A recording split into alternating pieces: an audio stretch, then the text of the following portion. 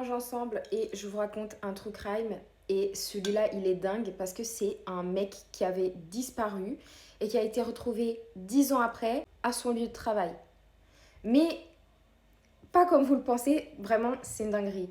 En fait, un jour, Larry Muriel Moncada, en 2009, il part de chez lui.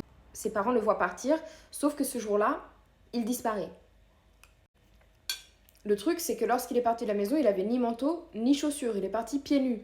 Et sa famille, ils ont trouvé ça bizarre. Ils ont même fait le signalement directement à la police parce qu'ils ont dit qu'il semblait que leur enfant, il avait des hallucinations. Il se sentait pas comme d'habitude.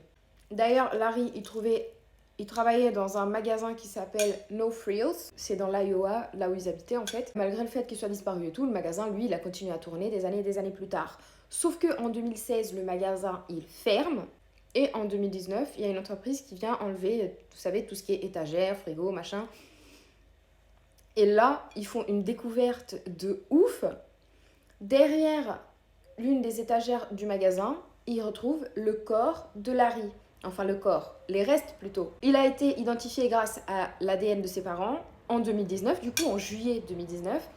Et en fait, il y a eu une autopsie qui a conclu qu'il ne s'agissait pas d'un homicide.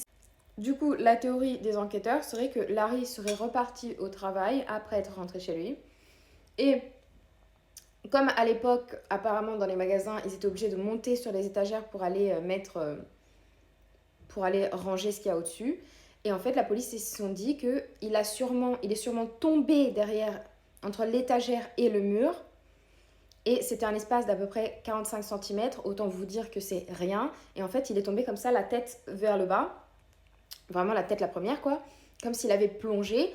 Et en fait, comme le bruit des compresseurs était trop fort, on s'est dit que même s'il avait appelé à l'aide, bah, personne ne l'aurait entendu.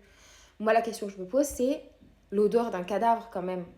Comment ils ne l'ont pas senti pendant 10 ans? Il a été retrouvé 10 années plus tard.